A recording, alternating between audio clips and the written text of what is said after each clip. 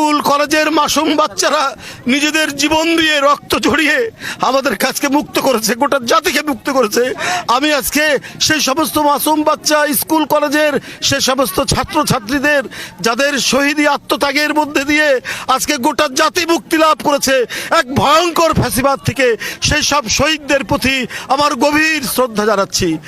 আপনাদের ঐক্যবদ্ধ আন্দোলনে গণহত্যাকারী হাসিনা দেশ ছেড়ে পালিয়েছে।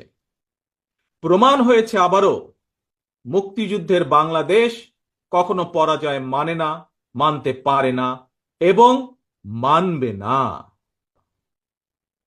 1971 এর মুক্তিযুদ্ধ আর 2024-এর মুক্তিযুদ্ধ, উভয় মুক্তিযুদ্ধেই জনগণের বার্তা একটি।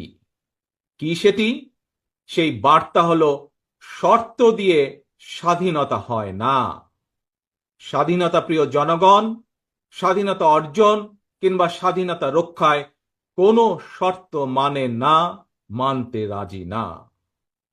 গণহত্যাকারী স্বৈরাচারী হাসিনা পালিয়ে যাবার পরে বাংলাদেশ থেকে, প্রিয় বাংলাদেশ থেকে আমি যত মানুষের সাথে কথা বলেছি, প্রতিটি মানুষ অনুভূতি প্রকাশের প্রথম উচ্চারণ ছিল বাংলাদেশ স্বাধীন হয়েছে। স্বাধীন বাংলাদেশ থেকে বলছি।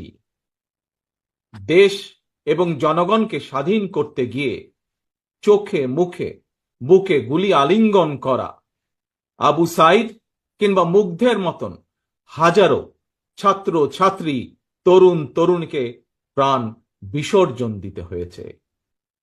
আহত হয়েছেন অসংখ্য, অগণিত মানুষ। এর ভিতরে ছাত্র ছাত্রী রয়েছেন, এর ভিতরে রয়েছেন সাধারণ মানুষ, গৃহিণী, এর ভিতরে রয়েছেন রাজনৈতিক নেতা কর্মী বৃন্দ।